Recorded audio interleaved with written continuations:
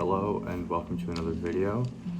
Today I'm going to be covering some loopholes that have been closed as well as some rule changes from the 2024 to 2025 seasons in Formula One. With that, let's jump right into the first loophole closure. So the first thing I want to talk about is the loophole closure. Now this is pretty minor, however it addresses changes to the formation lap and starting procedures. So previously, drivers who encountered issues in the race could pit and start from the pit lane. And this had some inherent advantages, even though the driver is starting further behind. They didn't have to take part in the formation lap, which means they're actually starting on fresher tires. And there are cases, although not common, where there's an aborted starting procedure, which means they end up doing more than one lap.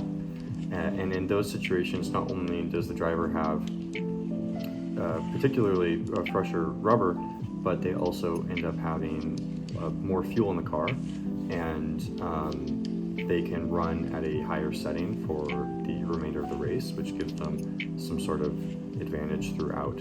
And so what they're saying now is even if a driver is starting from the pit lane, they are going to have to take part in that formation lap to keep everything equal, which from a fan's point of view is a pretty minor change, but I do respect that they're trying to do everything they can to have an equal playing field. And it'll be interesting to see if there are any situations that arise this year that would have had an advantage for prior years that no longer do. Next, we will jump into the restrictions on damaged car repairs. So this is another one of the relatively significant changes, and it is surrounding repairs under red flags. In prior years, if a car was damaged and they were able to make it back to the pits on their own power, then you would, as a team, be able to make repairs during the red flag period.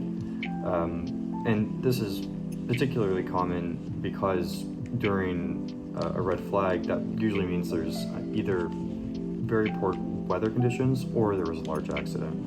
And if there was a large accident and the car was able to get back and it was damaged in the accident, teams would have previously been allowed to make those repairs. But now the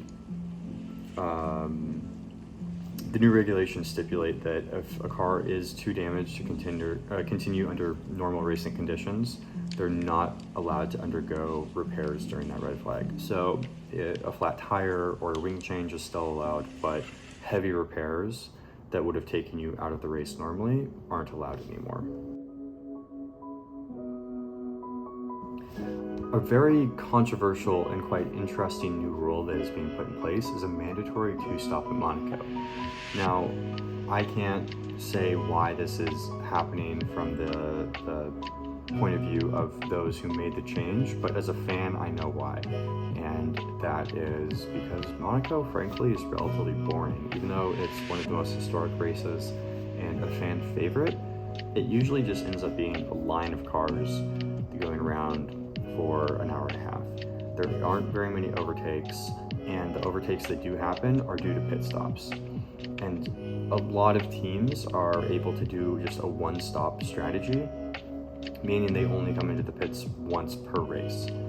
And so that it leads to just boring viewership on one of the most famous and recognizable tracks in racing. And so mandating a two-stop strategy is very controversial. A lot of purist fans will say that it's sacrilegious and we shouldn't be doing anything like that.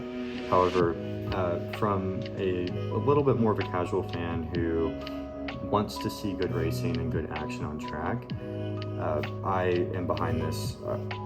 It doesn't have to happen forever. If it turns out not to make much of a difference, maybe they go back to the way things were.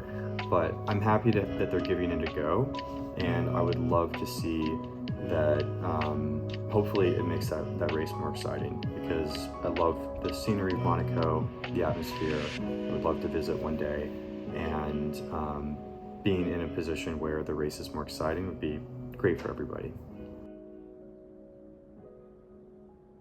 Another rule change is for the elimination of the fastest lap bonus. This had quite a bit of controversy, particularly last year, as drivers were doing glory laps even though they weren't in contention for a race win, and maybe they were only going to get 9th or 10th place.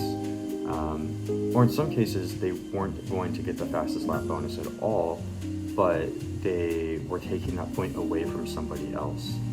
And that, to a lot of fans and a lot of drivers, seemed like an unnecessary rule, and it was complicating things and creating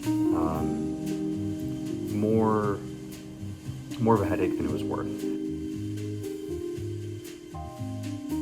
And the final rule change that I will cover today is the introduction of the driver cooling systems. So this will only take place on race weekends that are particularly hot, over 31 degrees Celsius.